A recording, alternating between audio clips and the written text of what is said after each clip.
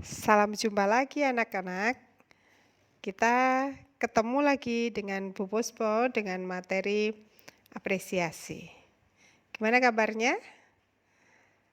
Sehat semua kan? Kita lanjut langsung ke materi. Kalau kita berbicara tentang apresiasi, pasti pikiran kita berkait dengan penilaian dan penghargaan terhadap sesuatu.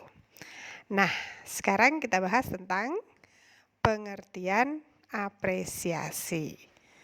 Secara etimologi, apresiasi bersumber dari beberapa bahasa. Pertama dari bahasa Latin, yaitu appreciatio, yang artinya menghargai. Yang kedua dari bahasa Inggris, appreciate, yang berarti menyadari, memahami, menghargai, dan menilai. Yang ketiga secara terminologi, yang berarti proses penilaian atau penghargaan secara positif yang diberikan seseorang terhadap sesuatu. Nah, sekarang apa sih tujuan dari apresiasi? Apresiasi punya tujuan umum, yaitu supaya masyarakat tahu atau publik mengetahui maksud dan tujuan dari sesuatu itu. Dan sesuatu ini bisa berupa karya seni, sehingga masyarakat bisa menilai, menanggapi, sekaligus menikmati karya tersebut. Lalu ada tujuan spesifiknya, yaitu 1. Mengevaluasi nilai keindahan dari sebuah karya. 2. Mengembangkan kreasi dan imajinasi. 3. Menyempurnakan karya. Itu semuanya dari fungsi tujuan apresiasi. Sekarang ke fungsi apresiasi. Fungsi apresiasi adalah sarana meningkatkan rasa cinta terhadap anak bangsa, sekaligus peduli terhadap sesama. Juga sebagai sarana untuk penilaian, penikmatan, empati, hiburan, juga edukasi.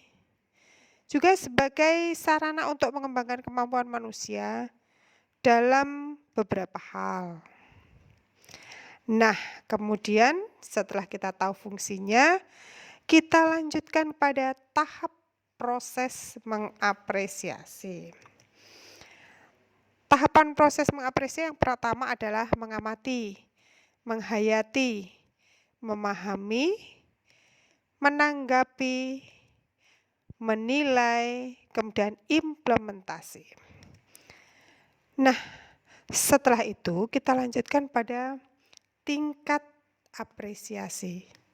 Tingkat apresiasi empatik yang pertama yaitu penilaian yang melibatkan pikiran dan perasaan. Misal saat mendengar karya seni musik, maka diri kita akan merasa nyaman dan betah mendengarkannya. Lalu timbul penilaian bahwa karya tersebut bagus. Yang kedua adalah tingkat apresiasi estetik, yaitu penilaian terhadap keindahan yang melibatkan pengamatan dan penghayatan, misal saat kita melihat tampilan teater. Yang ketiga, tingkat apresiasi kritik, yaitu menyampaikan klarifikasi, deskripsi, menjelaskan, menganalisis, dan evaluasi, sehingga dapat diambil sebuah kesimpulan. Nah, ini misalnya seperti yang dilakukan juri di setiap ajang lomba. Nah, sekarang kita lanjutkan pada tahapan apresiasi. Tahapan yang pertama adalah pengamatan. Yang dimaksud di sini adalah kita mengamati sebuah karya tidak hanya lewat indera saja, tapi juga menggunakan seluruh pribadi seseorang. Kemudian tahapan berikutnya adalah aktivitas fisiologis, yaitu tindakan nyata saat melakukan pengamatan. Yang ketiga, aktivitas psikologis, yaitu persepsi dengan evaluasi yang menimbulkan interpretasi imajinatif sebagai pendorong kreativitas. Selanjutnya adalah aktivitas penghayatan, yaitu merupakan aktivitas pengamatan secara mendalam. Dan yang terakhir adalah aktivitas penghargaan, yaitu meliputi evaluasi terhadap objek karya serta penyampaian sebuah masukan. Nah, sekarang kita lanjutkan pada kegiatan apresiasi. Kegiatan apresiasi yang pertama adalah persepsi. Persepsi adalah mengenal objek yang akan diapresiasi. Contoh objek bisa karya seni, yaitu karya seni rupa, musik, tari, maupun teater. Tujuannya adalah agar apresiator mampu mengidentifikasi karya tersebut. Yang kedua, pengetahuan. Ini merupakan dasar untuk mengapresiasi baik tentang sejarah, asal-usul, dan perkembangan dari karya tersebut. Dan yang ketiga adalah pengertian. Apresiator mampu menerjemahkan tema dari karya yang sedang diapresiasi tersebut berdasarkan pengalaman, keilmuan, dan kemampuan personal. Nah, yang terakhir adalah analisis. Analisis itu artinya adalah apresiator mampu mendeskripsikan karya dengan menafsirkan objek dari karya yang sedang diapresiasi. Setelah melewati tahapan analisis, kita melakukan penilaian. Penilaian itu adalah saat apresiator mampu menilai karya yang sedang diapresiasi dengan baik,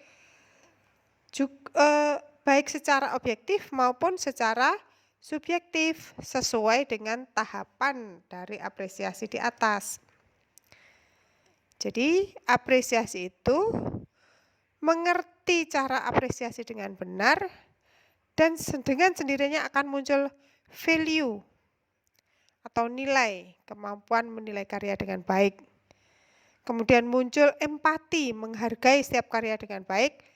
Dan yang terakhir mempunyai feeling atau rasa, sehingga mampu menghargai sebuah karya dengan rasa yang positif. Hal ini sangat sesuai dengan tujuan pendidikan nasional kita, yaitu membuat insan yang cerdas dan berkarakter. Demikian anak-anak, kita selesaikan materi apresiasi. Berikutnya kita akan praktek mengapresiasi karya yang akan Bu Puspa berikan. Sampai di sini dulu. Sampai ketemu pada pembelajaran berikutnya. Salam semangat dan sehat selalu.